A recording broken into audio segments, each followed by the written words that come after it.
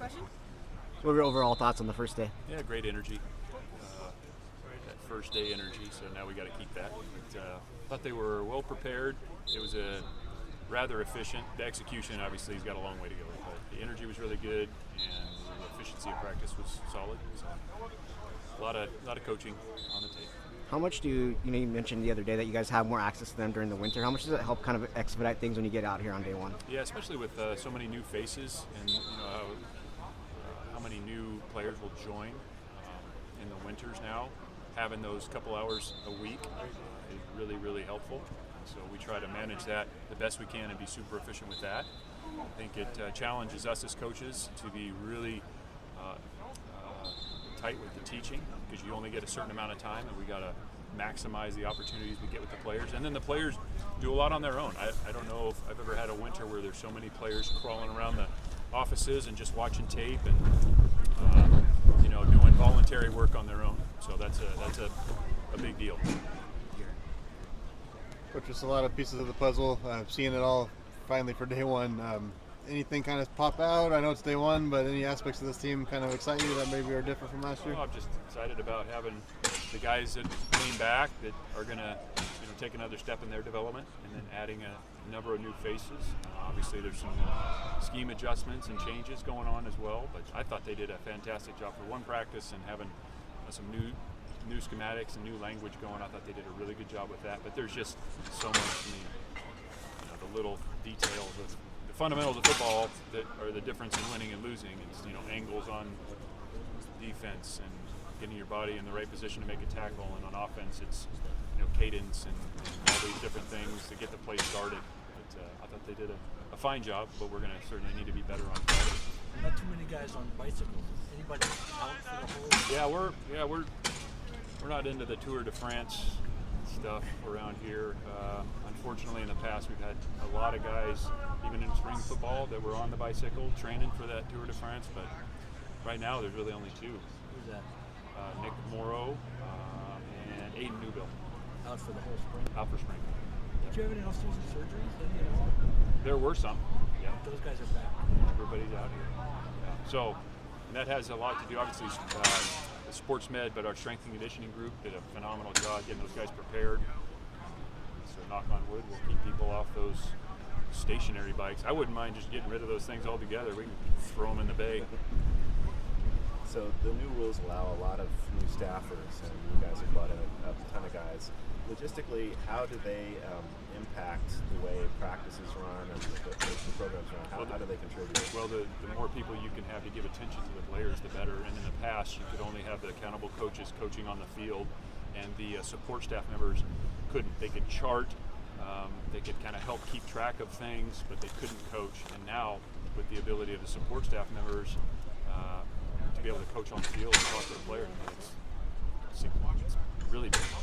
It is a significant change. So to have some of the people that we have on offense and defense that are able to help coach the players and add instruction and communicate with them, that's a really, really big deal. So we're trying to maximize that. And we feel like we've got some really good folks on both sides of the ball and on special teams.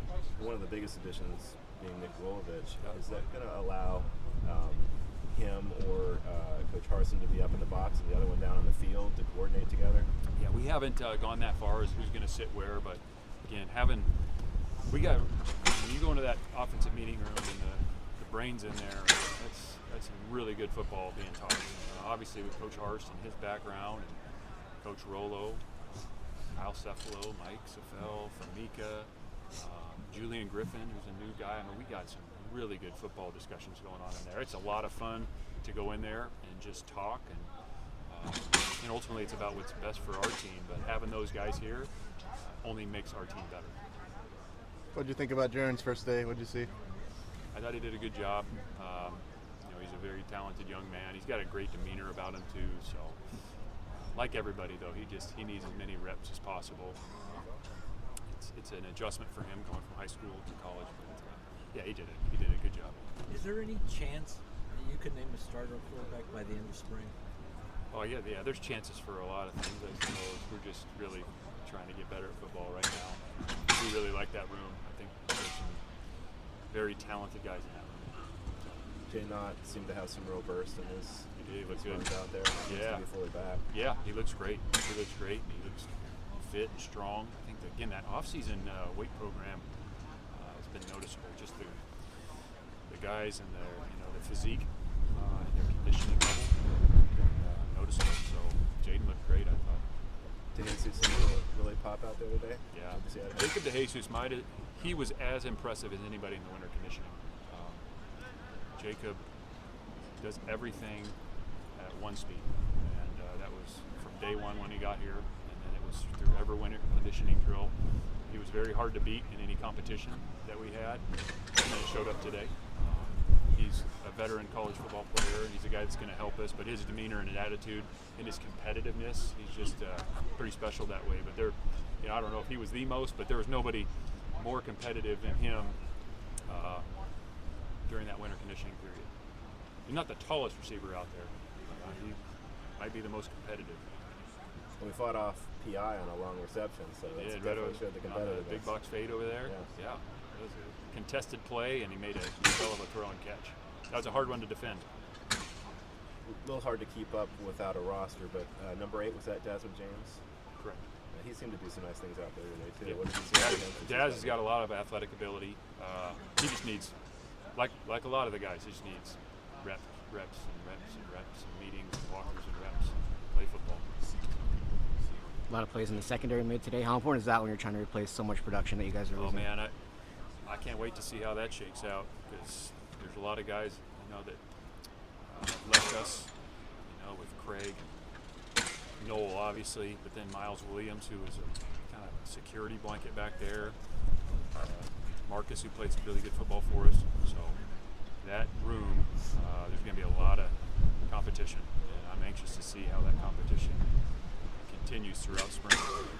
They're all going to get opportunities, and every rep and every practice is going to count. Good.